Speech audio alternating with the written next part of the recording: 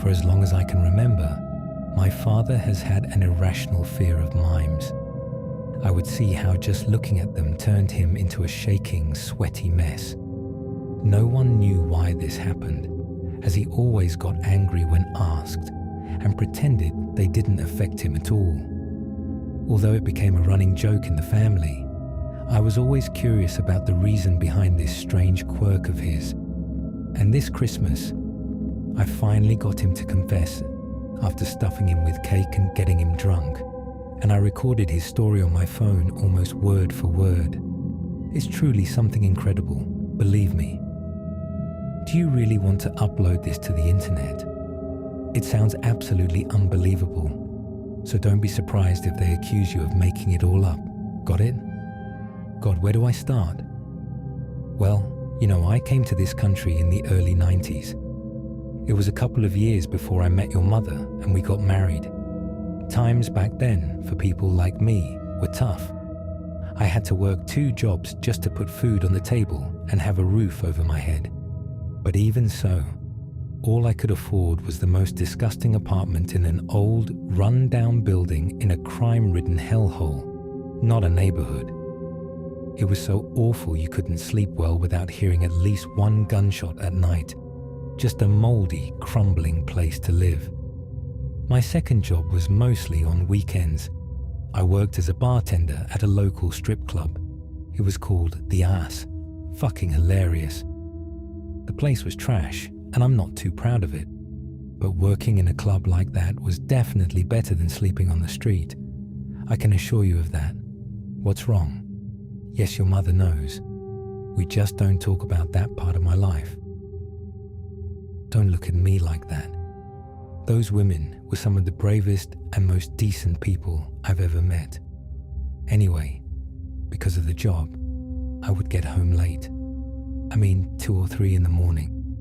I need you to understand how late I used to arrive on those nights, so you can truly appreciate how crazy the thing I saw that day in the elevator was. It was Saturday night, going into Sunday. I remember it well. I was exhausted and just wanted to get to my room as soon as possible. I entered the building, dragged myself to the elevator, and saw a fucking mime waiting for me there. Makeup, white face, blood-red lips, striped shirt, the whole package. In one hand, he held a string tied to a balloon, and with the other, waving at something in the distance. And frozen on his face was this strange, lifeless smile. Besides, his arm was moving unnaturally.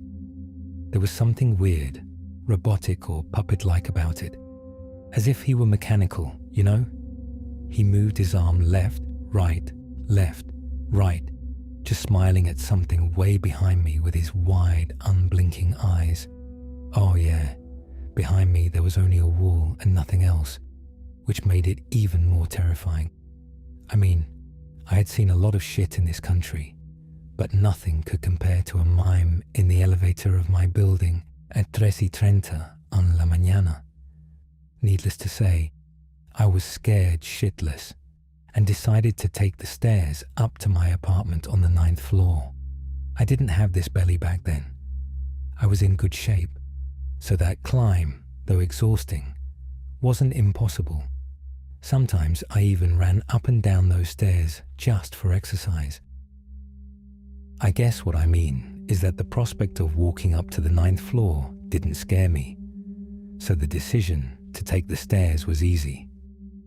I think I had reached the 4th or 5th floor when, out of the corner of my eye, I noticed movement.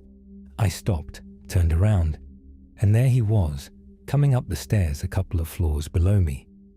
Have you ever seen an old silent movie? Have you seen how the characters exaggeratedly tiptoe when they try to show how important silence is? That's exactly how he was walking, with his hands clenched into fists in front of him, climbing with unnaturally long strides, skipping several steps at a time, using only the tips of his toes to propel himself upward. He froze when I saw him, right in the fucking middle of a step, like a damn statue with one leg suspended in the air. standing in that unstable position. I expected him to fall backward at any moment, but he didn't move an inch, as if he had turned to stone.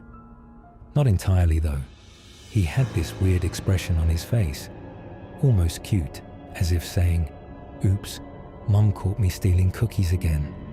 And his eyes darted quickly from side to side, refusing to acknowledge my presence. I was a hair away from shitting my pants, but I gathered myself and spoke. "Hey man, that's enough." I laughed nervously.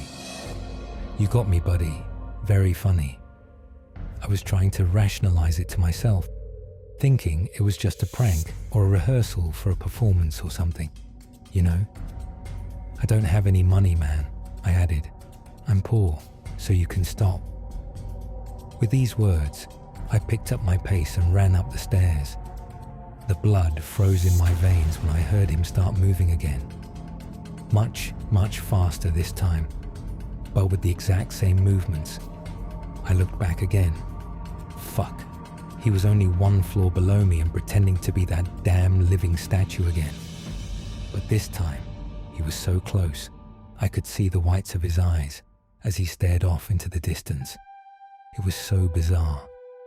I didn't even notice if a real threat emanated from him or not. You see, that mime was trying to hurt me.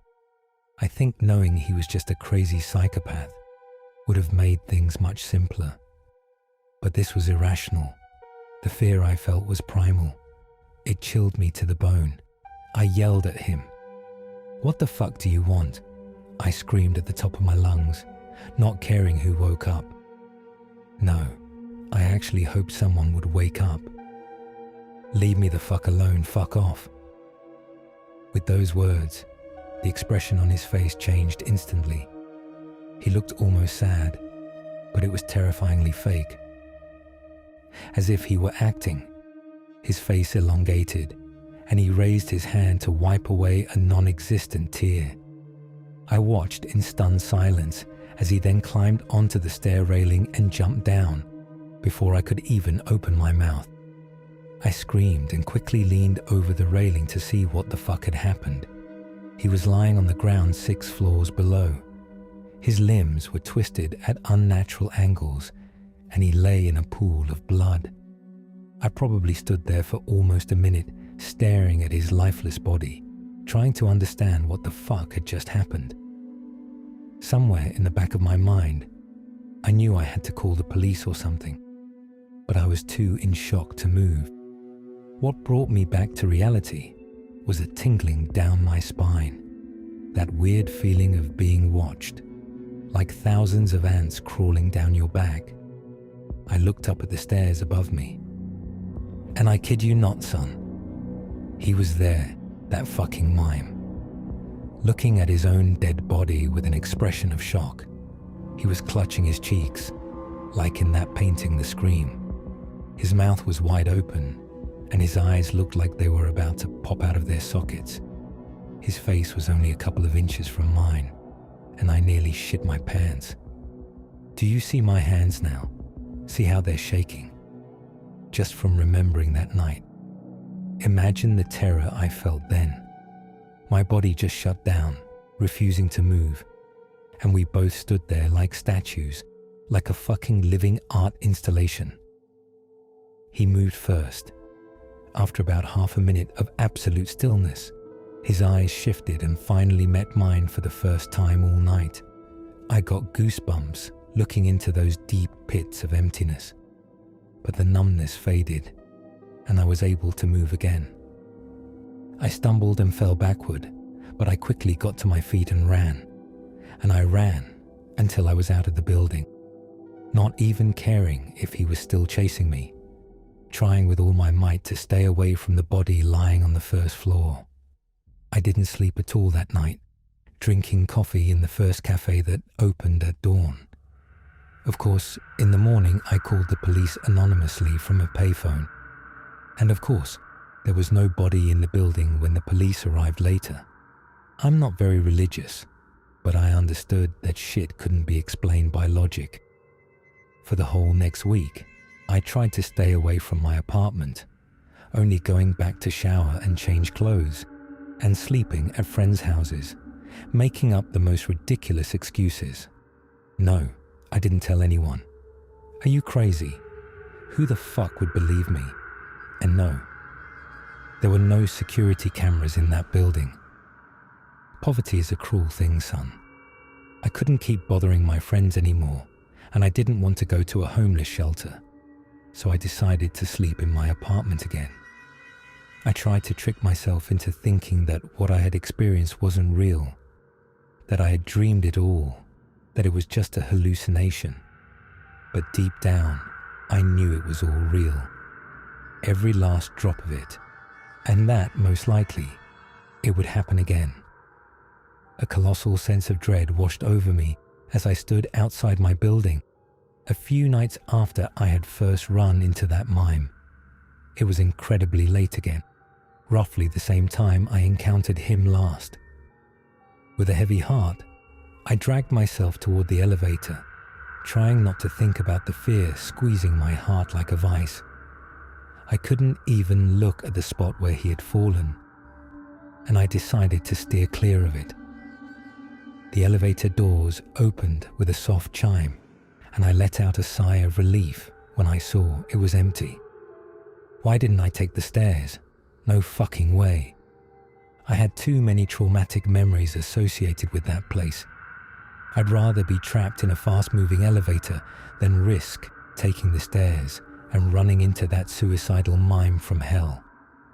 I guess I should be thankful the elevator ride went smoothly. I don't think I would have survived if he had appeared in there. A heart attack would have killed me long before he could chop me to pieces or whatever. I don't know. It took me a long time to fumble with the keys, but I quickly got inside and locked the door behind me. Taking off my shoes, I immediately got under the cozy blanket and curled up, trying as hard as I could to fall asleep. But I stayed wide awake like a damn owl. That apartment was pretty small. Yeah, only 2 rooms not counting the bathroom, so you could hear everything going on in every corner. Do you see where I'm going with this? No, he wasn't in the house, but he was outside. I heard a creak from behind the front door, and I instinctively knew it was him. At first, I thought I'd just stay in bed, but the creaking didn't stop. The fear inside me kept growing, and simply lying there became unbearable. My heart was beating so fucking fast, I was afraid it would leap out of my throat. Fuck it all, I whispered under my breath and got up to check. I stubbed my toe on the bed frame and cried out, after which the sounds outside stopped almost instantly. Enduring the pain, I approached the door as quietly as I could and looked through the peephole. I groaned as my fears were confirmed. He was there. That fucking mime was standing with his back against the wall opposite me, at attention like a damn cadet. I think he must have felt me looking at him, because as soon as I looked through the peephole, he leaned forward so that his torso was almost parallel to the floor. His blood-red lips stretched into the most malicious smile, and he started staring at me. I don't know how, but somehow he was looking directly at me. No, he didn't get any closer to the peephole, so I don't know how, but I understood he was watching me while I was watching him.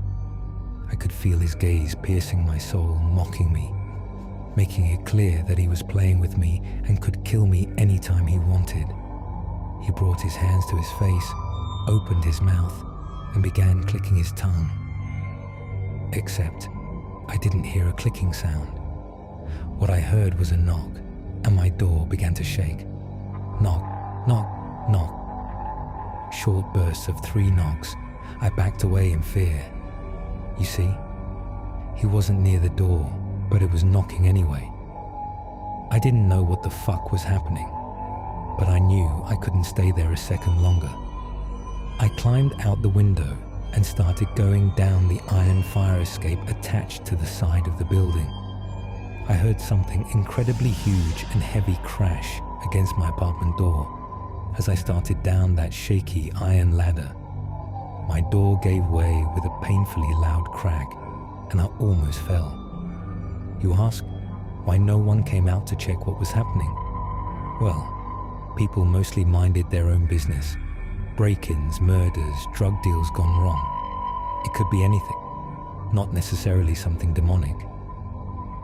At some point during my descent, I even considered just jumping and killing myself. That's how scared I was. But I shook my head and kept fighting to survive. Soon I was free. I made it out of that hellish building and stood on the street below, panting and trying to catch my breath. I looked up to where my apartment was and saw him for the last time in my life. He was standing on the railing of the fire escape right outside my bedroom window, as if it were nothing. I don't know how he didn't fall off that thing, but he stood there staring at me with that crazy smile on his face. He theatrically raised his hands and clapped. I watched in terrified silence as one after another the lights in all the apartments flicked on. He was there in every fucking window I could see, everywhere, high-fiving himself. My God, he was putting on a show, if that makes any sense. In one apartment, he was pretending to drink tea. In another, he was juggling invisible balls. A deeply disturbing show, to put it mildly. But the first one kept staring right at me. And then, with another clap, he turned off all the lights in the building and vanished, leaving me trembling in the dark. Jesus, Dad, I whispered. Was that real? Decide for yourself, he replied. I know what I saw. And did you ever go back? He shook his head furiously. Never at night and never in general. I moved out as soon as I found another place to live. And what happened to that building? He sighed. I kept an eye on it. The owner had to sell it to a real estate developer. It just stopped being profitable. There were a ton of suicides there, like 2 or 3 every year for 5 years. Bad omens, all of it. The new owner tore it down and built a mall there. A mall? Which one exactly? I asked. He gave me a blank stare. Don't tell me. My blood ran cold as the realization hit me. But they have an amphitheater there where mimes perform every month. He nodded. Some dogs aren't abandoned for no reason. I learned that the hard way. I found him halfway through my daily morning run. I was jogging along a winding path that cut through a wooded part of the park before climbing to the top of a small hill, splitting it into 2 equal halves. It was on this elevation that I first heard him. A low, barely perceptible whimper coming from somewhere beneath a massive oak tree to my right. I stopped to catch my breath. My breath puffed out in small clouds of steam, making me feel like an overworked chimney. He was watching me through a small gap in the overgrown grass he used as a shield, while the soft rays of the morning sun broke through the dense clouds and fell on his large brown head. I quickly looked around and saw no one nearby. What the hell was this little dog doing here? He'd been abandoned. He was lost. He didn't seem to be wearing a collar. He looked at me almost longingly, and so I decided to approach. Barking softly, he started wagging his tail as I walked toward him. But maybe I got too close or moved too fast, because suddenly he raised his tail like a battle standard and growled mixed signals. Yes, it was very possible that whoever left him here also abused him. That would be the most likely, albeit heartbreaking explanation for his strange behavior. I decided to respect his personal boundaries and stepped back to a distance where I thought he would feel safe. "Hey there, little buddy," I said in a sickly sweet voice. "What are you doing out here all by yourself?" He tilted his head to one side and looked at me in wonder with his strange, almost human eyes. I quickly snapped my fingers and whistled affectionately, making it clear I wasn't a threat to him. He howled cheerfully, and his furry tail sliced through the air once more. I patted my thighs. "Come here, boy, come on." He ran toward me, trampling the grass with surprisingly long strides, amazing me with his speed. I thought he was going to knock me over, but he braked sharply just out of my reach, licking his lips and wagging his tail nervously. Instinctively, I leaned towards him, but I froze when he looked at me cautiously. Better safe than sorry. Let him take the lead. He hesitated, but began to approach slowly, burying his nose in the dirt and sniffing all the interesting scents, never taking his eyes off me. Cautiously, but with hope, his hindquarters started swaying from left to right as his nostrils reached my sneakers, and he howled enthusiastically, then started licking my shins. Then he jumped up, standing on his hind legs and resting his front paws on my waist, while his tail became a blur. I wrinkled my nose when he breathed in my face. His breath was foul, like a rotting corpse. Ugh, why did he smell so creepily bad? Was he sick with something? Maybe that's why they threw him out on the street. I pushed past my disgust, placed my hand on his head, and started petting him. He really liked it, which he showed by rubbing against my legs. Then he took a step back and jumped on me again, playfully nibbling at my fingers. I raised my hands out of his reach, so he dropped down and started gnawing on my shoelaces. Damn, he was energetic. Jumping from side to side, running circles around me, barking, whining, biting, scratching, just an endless ball of energy. Honestly, it was getting to be too much. His bites and scratches were starting to hurt, though thankfully he hadn't broken the skin yet. When he grabbed my pant leg in his teeth and started shaking his head furiously, I decided to intervene. "Stop, that's enough," I said softly but firmly. "Stop." He looked at me inquisitively. The fabric of my pants was still caught in his jaws. "Let go," I said. He ignored me and kept biting my leg. His teeth dug into my flesh. I decided to be stricter. "No." He froze, and I felt his whole body tense up. He lunged at me again, trying to bite my knee, so I repeated, "No." This time much louder. In response, he bared his teeth aggressively, and the hair on his back stood up. It was a shocking shift, from playful to this aggressive behavior in just seconds. I got a little nervous seeing the malicious expression on his snout. Maybe I shouldn't have been so strict. "It's okay, buddy," I whispered with a slightly trembling voice, not knowing how he would react. He growled menacingly, his gaze hardened, and he began snapping his teeth in the air. That clunky, metallic sound of his jaws sent chills down my spine. Mother of God, what triggered this sudden transformation? In that moment, the dog looked almost rabid. Suddenly, I realized I was completely alone out there. If he decided to attack me, and it now seemed inevitable, I would have to defend myself. I wanted to de-escalate the situation somehow, but it didn't look like he wanted anything other than to launch himself at me.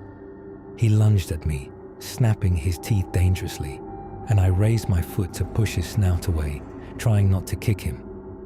But given how he was looking at me, I doubted my restraint would last long. At least, not if I didn't want to get bitten. He lunged again, this time closing his jaws over my sneaker and clamping down with all his might. I quickly shook my foot, and he jumped back to a safe distance, after which he launched into attack mode again, with his fangs bared, ready to sink them into my flesh. I kicked him in the head, more out of desperation than a desire to hurt the animal. But he was too agile. He dodged the blow easily and sprang at me again. And again and again, he circled me like a predator with a sharp gaze and a threatening growl. There was real evil in his snout. He didn't look like a normal angry mutt. something much more cruel was happening here. Sweat bathed my forehead and formed patches under my armpits, and my heart beat so hard in my chest I feared it would burst out. The situation had become very dangerous, and my fight or flight instinct kicked into overdrive. He jumped at me one more time, but this time I connected. It was a solid hit, hard enough to stun him and make him whimper. I took full advantage of the moment and ran, without looking back even once. But I felt him literally nipping at my heels. His breath heated the backs of my knees, and his teeth were always a couple of inches away from tearing a chunk of flesh. I pumped my arms and legs intensely as I ran. Fear and adrenaline pushed me past my limits. Down the slope, down the hill, past the tall pines, across the small wooden bridge, I ran and ran and ran, and the damn dog wasn't falling behind. It seemed he was playing with me. After all, he could have caught me long ago, despite my years of running training. But he didn't. Was he just wearing me out? I started to suffocate, and when his teeth scraped my shin, I knew my time was running out anyway. Salvation arrived in the form of voices just ahead. With renewed strength, I sped up again. Even though my lungs threatened to explode, the dog fell behind as the people ahead became more than just small dots in the distance, and soon he vanished into the foliage, leaving me panting and trembling with fear. "Seriously, a little puppy scared you that much?" my wife asked. Her eyes sparkled with amusement. I rolled up my pant leg and started applying ointment to my leg, which was now pale and covered in scratches and bite marks, none of which, fortunately, had pierced the skin enough to bleed. "If you had seen him, Emmy," I replied, still feeling a bit unsettled. "It's not just that he was fucking huge, but I don't know, there was something wrong with him, you know? By how suddenly he got so aggressive, by how persistent he was. Just, are you sure you don't want to go to the hospital?" she asked. There was genuine concern in her voice now. I shook my head. "I'm fine, really. You should go," she said firmly. "Okay," I surrendered. "I'll go after work. Want to kiss it so it heals faster." I would be very, very much in favor of that. By the time I got home that night, I had almost forgotten the morning's incident, chalking it up to a bizarre fluke, though I was a bit afraid of running into that dog again the next morning. Luckily, I didn't have to get rabies shots, and since my tetanus booster was recent, the doctor's visit was fairly short. I went to bed early that night.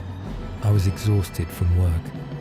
At first, I didn't understand exactly what had woken me up in the middle of the night. I opened my eyes and noticed the soft rays of moonlight filtering through the arched windows, forming mesmerizing whitish stripes on the hardwood floor.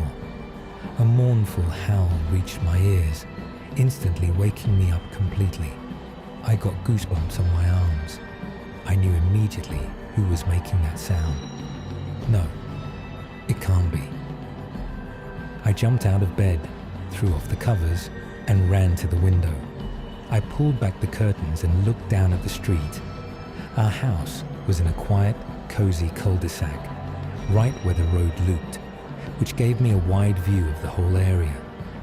There, under a flickering streetlight that occasionally chased the darkness away, sat the dog, howling patiently and pleasantly.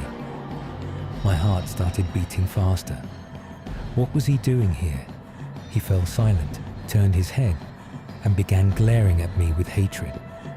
I don't know how, but he knew it was me standing there at the window looking at him. I shuddered when I met his malicious, piercing gaze, feeling naked and defenseless like never before. He bared his teeth and walked slowly toward me, showing his fangs, ready to pounce. It was strangely terrifying. Why was he here? What did he want?